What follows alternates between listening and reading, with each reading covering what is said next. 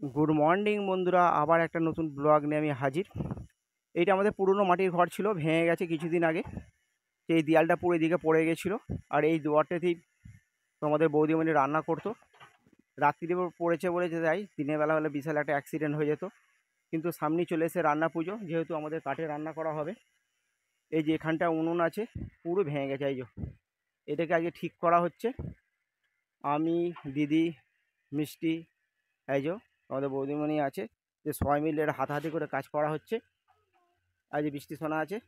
এই চালটাকে তুলবো, তুলে আজকে এর মধ্যে কালো পলিথিন দিয়ে দেওয়া হবে, দিয়ে তার মধ্যে এটাতে রান্না করা হবে। ওইখানে খুঁটি দিবি না তো? ওইটা খুঁটি দেবো না, এই জায়গাটায় ওই উপরটায় তুলে দেবো। ওটা নেমে এলো, আর এটাকে নামিয়ে দিতে হবে। একটু তোলো, এটা আঁকি, একটু তোলো, একটু তোলো দেখি। এটা তুললেই হয়ে যাবে। বাহ, আস্তে, ওদিকে খুঁটি দিতে হবে। ফ্রেন্ডস, দেখতে পাচ্ছ তোমার দাদা ভাই এখানে গর্ত খুঁড়ছে। চালটাকে ঠিক করা হবে, কারণ সামনে হচ্ছে রান্না পুজো এসে গেছে। তোমাদেরকে আগের ভিডিওতে আমি বলেছিলাম যে রান্না পুজো এসে গেছে। আমাদের এখানে রান্না করা হবে মাটির বারান্দাতে, কারণ অনেক রকম পদ রান্না করা হয়। মাটির বারান্দাতেই হবে, দুটো উনুন হবে। আমি আর দিদি রান্না করবো। ওই যে দিদি কাজটা এখানে করছে, আর আমি দেখো কোথায় দাঁড়িয়ে আছি, কি অবস্থা দেখো আমার।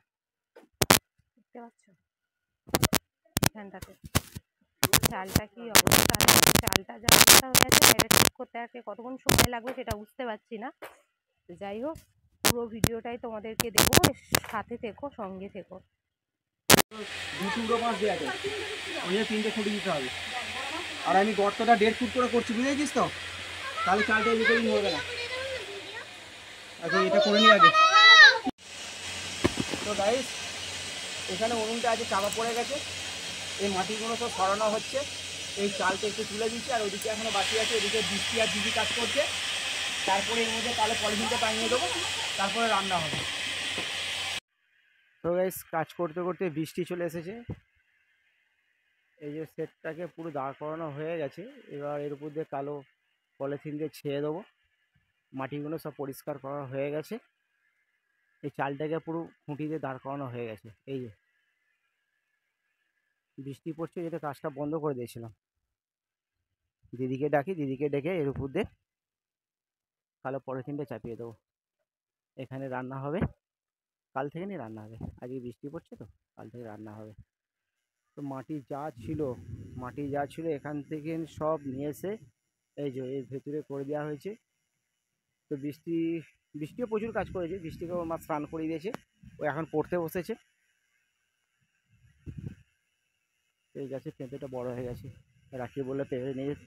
এই গাছে পেঁপেগুলো পেরে নিয়ে যায়। তিরপলটা উপরে চাপিয়ে দিয়েছি, তো দেখতেই পাচ্ছ বন্ধুরা, পুরো কমপ্লিট। এই যে উনুনটা ভেঙে গেছিল, উনুনটাকে ঠিক করতে হবে।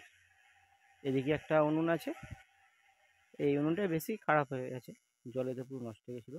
তো তোমাদের এদিক দিয়ে একবার দেখাই। অন্ধকার অন্ধকার লাগছে, পুরো অন্ধকার অন্ধকার লাগছে, কালো তো। দেখ, ঠিক আছে, কালকে এইখানে আমাদের বৌদি রান্না করবে।